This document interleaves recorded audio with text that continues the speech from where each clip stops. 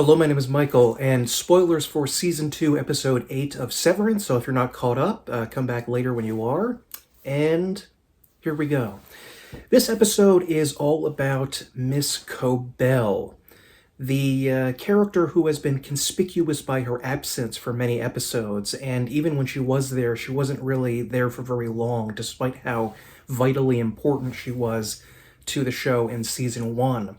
She finally makes her way all the way to Salt's Neck, which astute Mormon viewers have mentioned sounds a little bit like Salt Lake, but because Mormonism and also some, admittedly other cults like Scientology, but Mormonism is a big part of the conception of how this cult runs. Salt's Neck is a miserable, desolate, destroyed town, which has a lot of blue and white in it, which is kind of odd because traditionally we would associate red with the outside world of the outies rather than the innies, and the inside world of Lumon with blue, but maybe because Lumon created this town at some point with the ether factory being the primary source of jobs, they're saying that everything has been infiltrated by Lumonism and is still there even after all this time. There are a lot of interesting parallels here with how the opioid crisis has affected America, where huge pharmaceutical corporations have been carelessly destroying large sections of rural America since the 1990s, like the Sackler brothers. But just in general, even without the drugs being a major element here, the town kind of feels like any one of thousands of different small American towns that were ruined starting in the 1960s and 70s when the transference of manufacturing jobs to outside of the United States sort of brought a kind of economic ruin upon quite a number of people. I thought that the town kind of had a New England-y sort of vibe to it.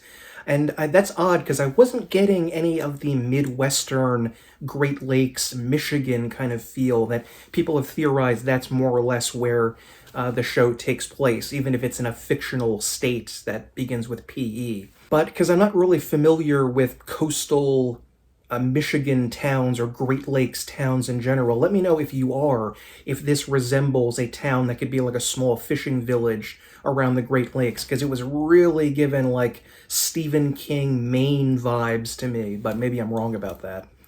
There's also this one odd shot at the very beginning as they're establishing the town, where they show what looks like half of the water, the coast of the town is frozen over, and half of it is water without any ice on it. And I was trying to piece together what exactly that meant. So once again, sorry to keep asking this, but if you have any idea as to what that meant, if that's part of the just duality of existence, the severed process duality kind of things, creating two separate people. This town is a major part of the episode and part of the setting that we're getting here of just dissolution, desolation, destruction, and just the ruination of the town. It kind of reminded me, I started thinking of that Rage Against the Machine song, No Shelter, where they said, bury the past to leave nothing behind. And that's sort of what Lumon has been doing, and presumably countless other corporate entities have been doing, just pumping up a town's existence with a factory or something like that, and then when it doesn't make financial sense to do it anymore, evacuating and leaving behind all of the semi-destroyed, ruined buildings and people here. This is where Lumon was running an ether factory, which I think has been pointed out is not exactly how one produces ether, like in the famous painting of Imogen and Kier meeting over like stewing a pot of ether.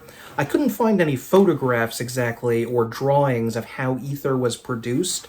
There was apparently some sort of industrial type ether that was made that was not supposed to be for human consumption or use, but I'm not sure how that would have looked. This episode really got me, my research brain focused here, because there were so many things going on in it that made me want, little tidbits little breadcrumbs leading to more interesting things. Like ether, which has long been an established part of the show, was the first practical anesthetic that was used in the early 19th century. So it seems at first that, ether, was a vital component in producing modern medicine because it would allow people to pass out and not experience what's going on. So maybe that must have been what led people to believe that Severance was continuing the legacy of Kier, because he was, of course, worked in an ether factory as a child. Speaking of children working in ether factories, though, Harmony Cobell blows into town and immediately goes find a former chum of hers named Hampton. And what exactly their relationship was is a little bit unclear, but whatever, that's not super important. The point is that they knew one another when they were kids, and they were both in the Luminist cult. It seems like this entire town was a fully Luminist society that they created and ran. I don't remember seeing in any of the background shots any alternative houses of worship, like a church, for instance. Cobell does mention, as when she's Mrs. Selvig, that her mother was a Catholic, so I don't know if she was a practicing one or if she could be in a town without any churches in it, but there's a wonderful sequence in one of the saddest, most pathetic-looking cafes I've ever seen in my life, where there is an old man who is addicted to ether and an old woman who seems half dead while she's requiring supplemental oxygen because overuse of ether may damage the lungs over time. And Harmony pops in there, and we finally get to the point of everything that she's been doing since she left town at the beginning of this season. And we also get to learn about Harmony's past, where we found out that, like Miss Wong, presumably, she is a form of child laborer. And she was, as young as 8 or maybe even younger, actually stirring the ether vats, or whatever the heck the way they create ether in this show is. And apparently she was also at one point at least in her childhood, huffing ether in order to get through 10-hour shifts as an 8-year-old, which is a pretty common tactic for cults to employ children as laborers and not pay them, of course, and simply claim that it's part of some sort of tutelage for their religion to do this. When she meets with Hampton at the old ether factory, which has presumably long since been closed down, although I don't know how he's getting a supply of ether if it is, but never mind that. So it's a little bit difficult to trust Hampton or like him because he is a drug peddler and an addict himself, so anything he may say or do is a little bit suspicious at the very least. I also noticed that he seemed to have the eerie Kier blue eyes that a lot of characters I've noticed in the show, like Dr. Maurer, had, which seems like, again, the blue of Lumon. It's sort of like a symbolic representation of luminist ideas infiltrating their minds and bodies, when their eyes, the seats of their souls, are bright blue like Kier Egan's was. Apparently everyone in this town sort of treats Lumon like the citizens of East Haverbrook and Ogdenville in the Simpsons monorail episode, because they obviously destroyed the town, forced them to work as children. I don't know why they could never try to get some sort of compensation for that. At least it could create bad press for Lumon. I also enjoyed this little shot here where Harmony and Hampton are meeting each other, where there's a white car on one side with Harmony and a blue car with Hampton. I thought it kind of represented the blue-collar worker and the white-collar worker being at odds with each other, but needing to work together in order to overcome the greater evil. Also pointed out, I didn't notice this at first because I'm not a car guy, but apparently Miss Cobell's car is a Volkswagen Rabbit, is the name of the car, and it's white, so it's kind of like following the White Rabbit into a strange other world. Back in the 19th century, some people actually used ether as an alternative to alcohol, including actually drinking the stuff, not even just huffing it, which is a really shocking thing that they actually swilled down ether But apparently ether parties at the time were, of course, called ether frolics, which is one of the four tempers. And it seems like one of the countries that had the most severe issues with ether during the 19th century was actually Ireland, which may be linked to Kier-Egan, which are both Irish names. So maybe that's forming that link there of where he got the idea of abusing ether. Sometimes apparently people would use ether and have these sort of almost hallucinatory experiences, which could be described as spiritual, which I've long thought was how Kier formed his religion. It was actually, he was completely blitzed out on drugs and totally high while he was creating this nonsense, which, again, is another feature of cults. The leader of the Scientology cult, L. Ron Hubbard, was using tons of drugs during his life, even though he's formally said that drugs were bad. He was taking tons of drugs, especially as he was getting crazier and crazier. And Jim Jones was also a heavy drug user. So it's not really surprising that they're huffing down ether in this cult. I also read a paper that was part of the Mayo Clinic's collection about ether use, and it was known that in the later 19th century, for some reason they specifically pointed out in this paper that it was known that in northern Michigan, so again near the Great Lakes, immigrants from various countries would use ether as a way to cheaply get high. It kind of feels like a lot of this episode was more like an hors d'oeuvre or a charcuterie board of little tidbits of things rather than one big meaty feast. Something that may be completely unrelated to this, but I just thought I'd mention as a neat little tidbit, is that we spent a while talking about Russian literature in the last episode. In Leo Tolstoy's War and Peace, there was a character who was suspected might be an ether user. I think the mother of the main female character, it was kind of implied that she was a heavy user of ether, but that's neither here nor there, I guess. Tin is naturally a little bit suspicious of Harmony because he despises Lumon, and as far as he knows, until just a couple of weeks before this, Harmony was working at Lumon, so he has really no reason at all to trust her. So I think maybe he's trying to help her, but maybe he's more interested in hurting Lumon, and that's why he goes along with this. But Harmony needs his help in tracking down her aunt, a woman named Celestine Sissy Cobell, who is still living in the town, despite the fact that she's still a major worshiper of Kier, whereas the rest of the town hates Lumon and has completely rejected those teachings. Harmony goes to her aunt's house, which was her former house until she went to the Myrtle Egan School for Girls, presumably at age 12.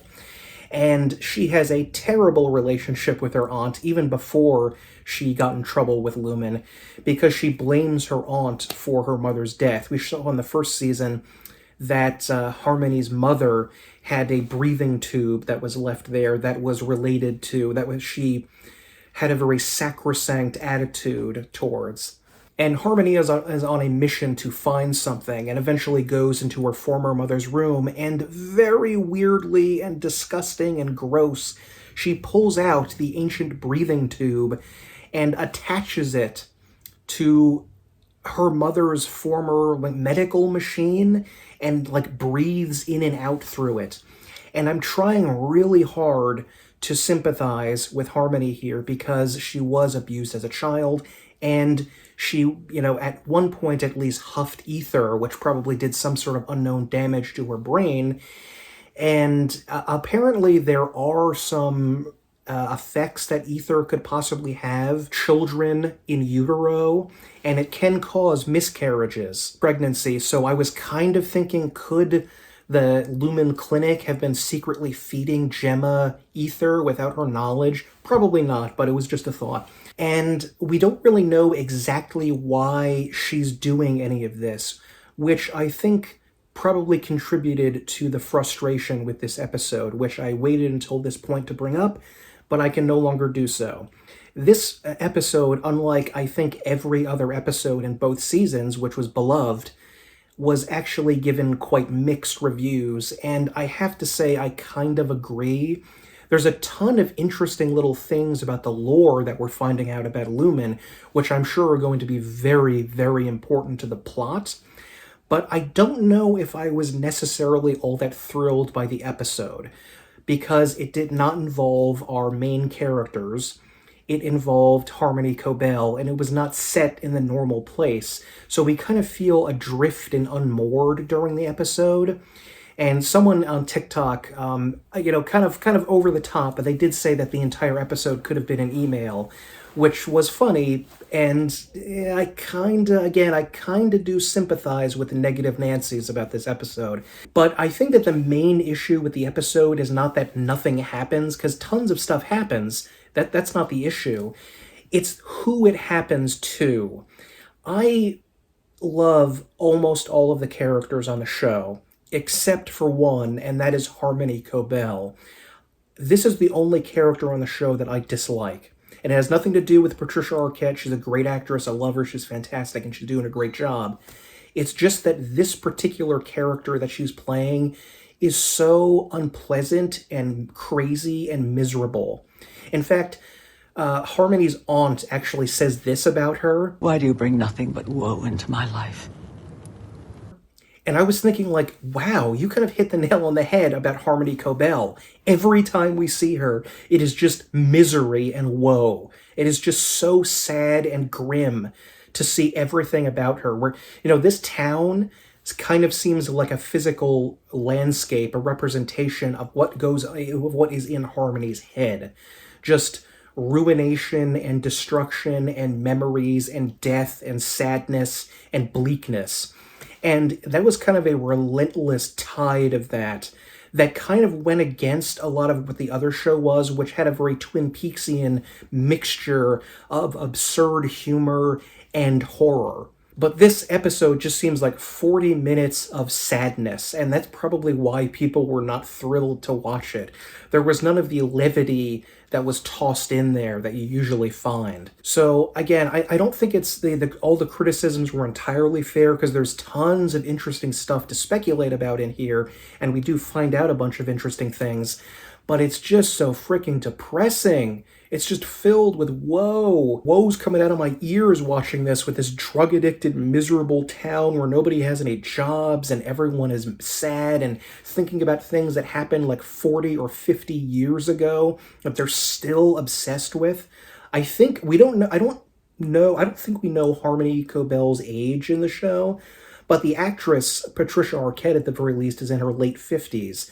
So I'm guessing that her mother died when she was still at boarding school, but presumably happened in her teenage years. So we're talking about something that happened 4 decades ago, and she still has not reached any peace about. She is still traumatized and terrorized about that, which maybe that's partially due to her luminous upbringing and working in this evil company, but it just feels so depressing that I just didn't even want to watch it. I did love that there was what I interpreted as another Twin Peaks reference, because it was a reference to Tibet, but that kind of feels like a Twin Peaks reference to me. Harmony says something very weird to her ether-drugged friend Hampton. They're higher than a bearded vulture. Which I thought was very peculiar, and I looked up the bearded vulture and I found out, what do you know? That's one of the birds that's used in so-called sky burial. In what country? Tibet. So where they lay out the bodies of the dead and allow birds to pick them clean. So I thought that might have been kind of like a very obscure Tibetan reference there, but maybe I'm wrong. But tell me what you think if that's another Twin Peaks reference, because I think it is. Because this is Severance, there's a bunch of freeze frame moments where you can pause and microscopically go over every possible thing in the background of a shot, which is that is fun. That is very interesting.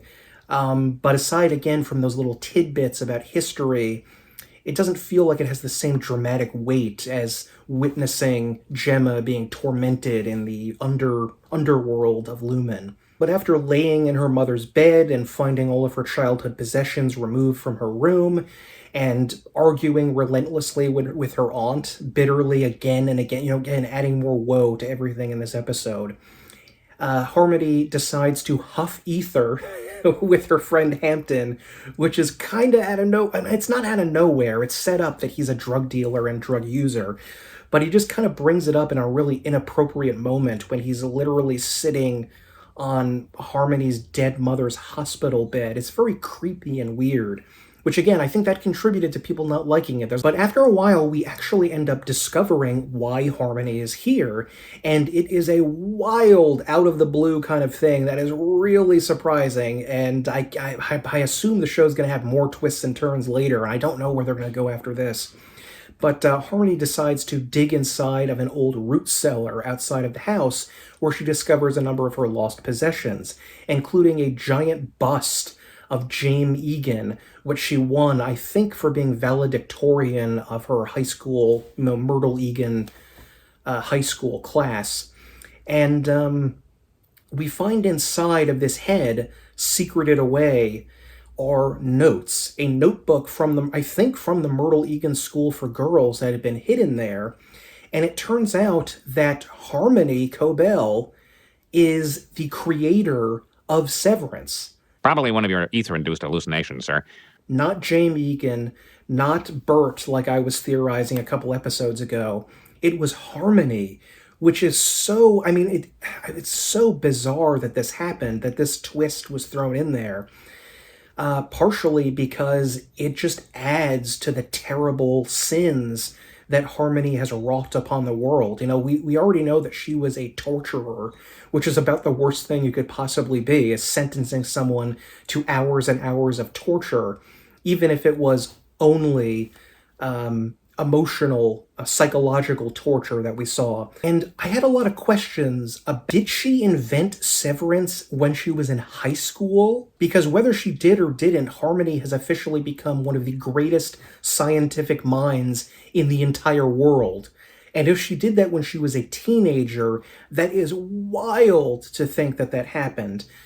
Maybe it has something to do with those ether-induced hallucinations that I mentioned earlier, that maybe she was huffing so much ether that she had just had this crazy idea for inventing Severance.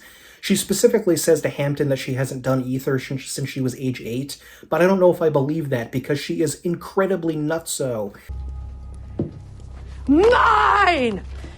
My designs! Circuit blueprint, base code, overtime contingency, Glasgow block, all of it! And not just in this episode, throughout the entire show, she is kind of whacked out of her gourd. I wouldn't be surprised if she was huffing ether well into adulthood. Harmony invented this process. Jame Egan took credit for it, which definitely sounds like something that could have happened, especially an older male employee stealing the work of a younger person. That seems completely plausible. But it just seems so odd that she spent the rest of her life, the next 30 to 40 years, working as a middle manager over the Severance floor. Because it would kind of allow her to continue her research into Severance by constantly observing severed people. But it just feels like they would have put her in a research role, like she would actually be doing hard science on the Severance process, or some other procedure on the testing floor. Because I think in this episode, they're really, really trying hard to get us to sympathize with Cobell. And I think that was a reason that people pulled back from the episode. Not because they were bored, but because they kind of disliked that initial premise. That this uniformly evil person is someone that we're supposed to be sympathizing with. Which I can't do. I can't get behind caring about her struggles. Obviously it's terrible and tragic that she was forced into child labor, that she did ether as a child, that she lost her mother, that she had an abusive aunt, that she lived in this cult. I feel, saying it out loud makes me seem like a jerk, what I'm about to say, but I just reach a point where I can't look at your background and excuse your actions. I can understand them, but not excuse what you've been doing to all of the severed people. Harmony does mention in the first season, in the first episode, in fact, of the first season, hell, and how people can design and create hell if they imagine it. Well, I thought of another hell quote here that they didn't actually say, but I think was kind of like lurking in the background, that the road to hell is paved with good intentions. What if Harmony initially created Severance purely for good purposes? Gentlemen, it is my earnest wish that this instrument, which we have finally developed here, may never have to be used for anything but a purely peaceful purpose. So it's a peace-loving death ray. so that people can be severed during the most horrible, painful, miserable tragedies of their lives, like some sort of agonizing pain that they were going through, just as ether was used. But it was misused by Lumon. And that has to be a terribly psychologically traumatizing issue. That's something that she created, that she gave birth to, is being used to create enormous suffering in the world. And so I'm trying to be nice to her, and I'm trying to imagine how she could be a good person. And if she thought that Severance was going to be used for other purposes than this, and she was tricked into it being used in this evil way that Lumon does, maybe she could be staying with the company in order to find a way to solve the Severance problem and bring about reintegration. And maybe we'll find out that she was covertly involved in helping various people try to reintegrate. Although that is being really generous to the psychopathic torturer, ether huffer, alleged ether huffer, Harmony Cobell. Because another issue that I'm having with this is it's hard for me to see any kind of value in her producing this document that proves that she invented Severance. Unless she has inside knowledge on how to reverse Severance and reintegrate people, it's kind of meaningless. You know, they're trying to make it into this big reveal, but it just doesn't seem plausible because of her age when she supposedly invented it. And why wasn't it used for decades and decades after she invented it? Did they have to do some further work on it? Did she just create, like, the basic concept of Severance, but not the hard science and how to get it to actually work? Because they're implying she created the hard science to get it to really work. And it just doesn't seem like this is going to have a lot of value because she was recently fired from the company. Like, imagine someone worked at Apple and they were fired, and then they came out and said, look, I have this old sketchbook from 30 years ago proving I invented the iPhone. Like, no one in the world would ever believe her about anything. So I'm imagining that what they're doing is trying to turn Mrs. Cobell from heel to hero in this season, but it's just really, I can't, no matter how much she does to help the innies and to help reintegration and to help Mark, I can't really sympathize with her. And she's also, I just have to point out, she's just insufferable. She's not just evil. You could be evil but really be fun and exciting as a character. But she just has this towering arrogance over everyone she comes into contact with, which admittedly, if she is one of the greatest scientists who have ever lived, it's understandable why she has that arrogance. But it's still so unpleasant. Her weird mid-Atlantic accent that she has, where she has this, which is kind of like a weird affected English accent that was used by Americans, especially actors that were trying to sound sort of more upper crust. Harmony Cobell. Well, flip my toboggan. In the first half of the 20th century, which Irving also has too, which can be a little bit irritating. Like, why does she even have that accent? It's hard to explain why, unless they were trying to say that she is always going to be an Araviste in the Lumon world, and the mid-Atlantic accent is kind of hinting at the fact that she's not really part of the Lumon Egan upper crust. She's always going to have the stink of her poverty around her. Maybe, but again, that's being really generous.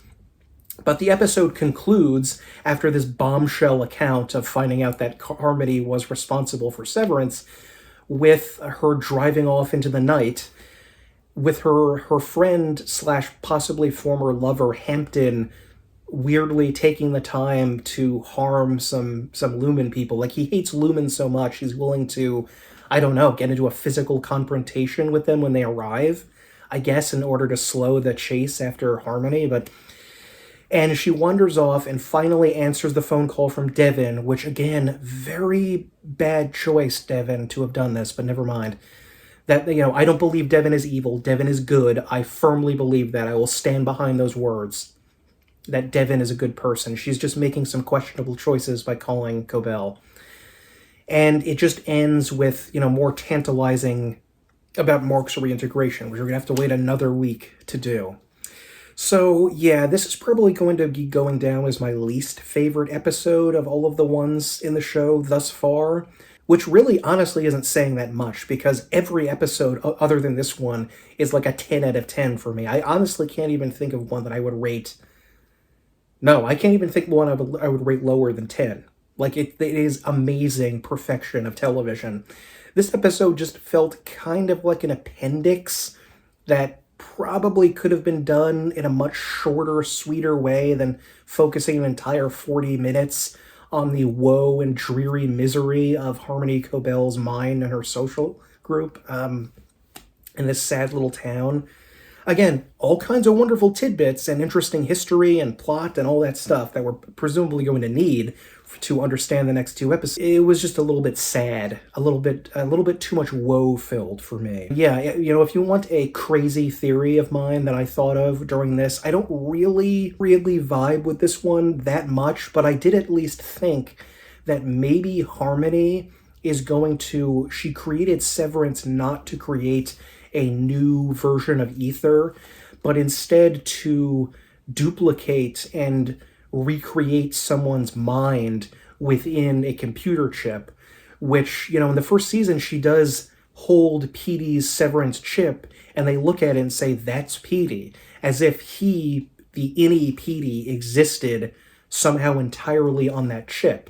So maybe it's possible that she's trying to resurrect her mother, and the Egans realize that they could use this to try to resurrect Kier. But that's a pretty wild stretch without very much going with it. There's really no foundation to that at all. It's just a wild thought I had. But yeah, tell me what you thought about this episode, if you agreed with the general meh consensus that this went down from a 10 out of 10 to maybe a 6 or 7 out of 10, which is still incredible. There are some shows that are so bad that they never reach even a 7 out of 10. And to say that, the 7 out of 10 episode is one of the weaker ones is just a reference to the strength of all of the other episodes, not to this episode's particular weakness. But anyway, let me know what you think about Harmony Cobell, and if you can sympathize with her as a character, if you can smash those barriers of her immoral conduct in the first season and see some sort of light at the end of the tunnel with her becoming a good person, let me know about that. And yeah, my name is Michael. Thank you very much. And remember,